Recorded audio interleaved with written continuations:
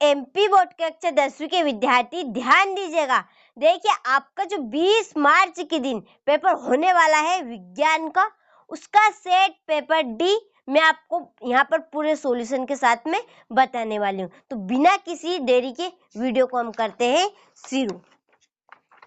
देखिए पहला जो हमारा प्रश्न है कि निम्न में कौन सा गुण प्राविद्युत धातुओं द्वारा प्रदर्शित नहीं किया जाता?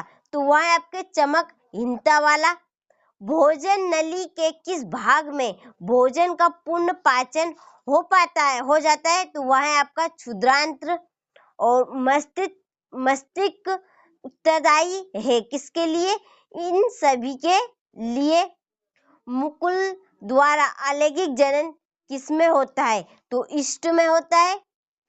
किसी बिंब का अवतल दर्पण द्वारा बना प्रतिबिंब आभासी सीधा तथा बिंब से बड़ा पाया गया वस्तु की स्थिति कहाँ होनी चाहिए? तो इस कंडीशन में वस्तु की स्थिति होनी चाहिए दर्पण के ध्रुव तथा मुख्य फोकस के बीच में।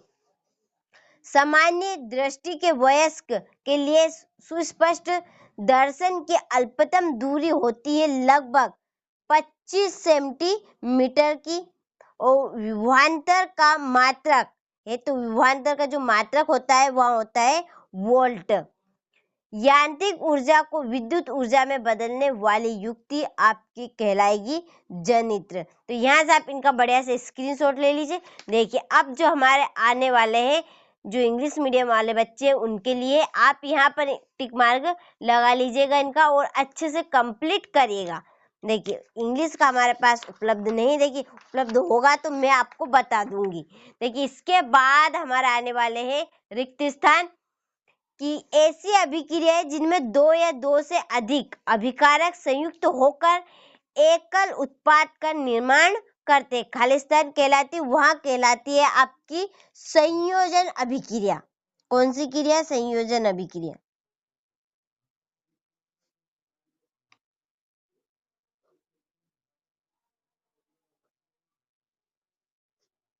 देखिए अगला जो हमारा आने वाला है वह है कि देखिए थोड़ा सा देखिए आघात वर्धनीयता एवं तन्यता खालिस्तान प्रमुख गुण है। तो यह है धातुओं का गुण।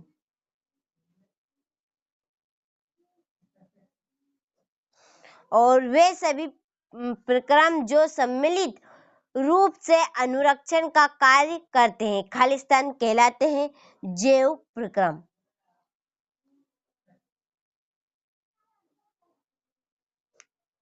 और हमारे शरीर में नियंत्रण एवं समन्वय का कार्य कौन कौन करता है? एक तो करता है तंत्रिका,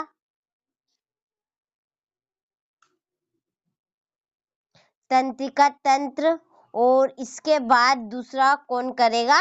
हार्मोन। देखिए अगला है हमारा कि नर युग्मक एवं मादा युग्मक के संलयन को खालिस्तान कहते हैं। तो क्या कहते हैं? निषेचन।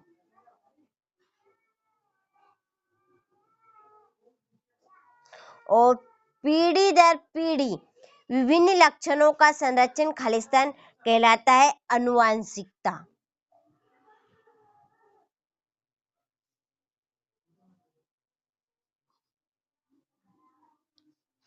आनुवांशिकता कहलाता है।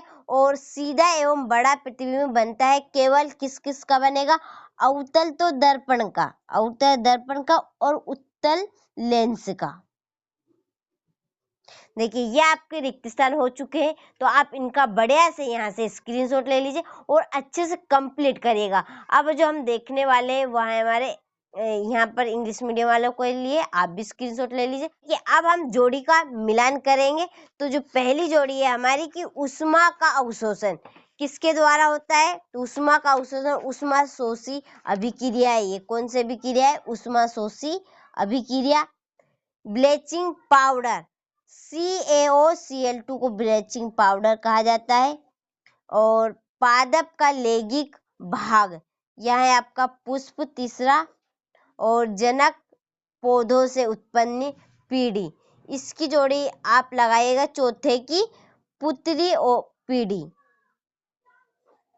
और अभिसारी दर्पण यहाँ आपका अवतल दर्पण है। इसके बाद नेत्र गोलक है 2.3 सेंटीमीटर का। प्रतिरोधकता का मात्रक ओम इंटू मीटर। इसके बाद चुंबकीय पदार्थ है आपका लोहा। तो यहाँ से आप इनका स्क्रीनशॉट ले ले, अच्छे से कंप्लीट करिएगा।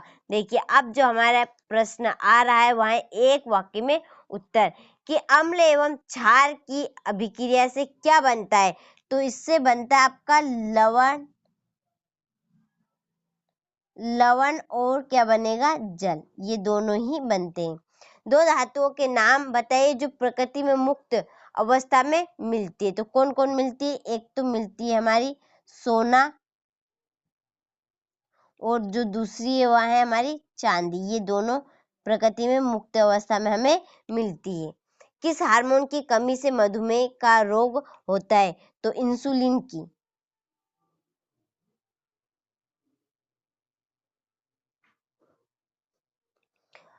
लेंस सूत्र लिखिए। तो लेंस जो सूत्र है आपका, देखिए 1 मिनट एक रह चुका हमारा, छूट गया है। रजोधर्म की अवधि कितने दिनों की होती है।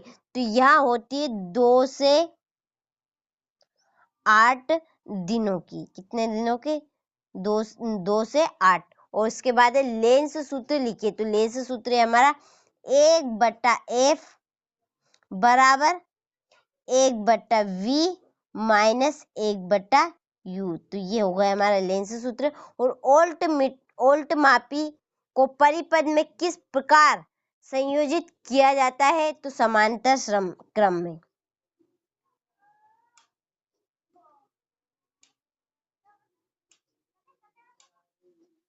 क्रम में किया जाता है। और जो पदार्थ सूक्ष्म जीवों द्वारा अपघटित होते हैं क्या कहलाते हैं, वह कहलाते हैं जैव निम्नीकरण।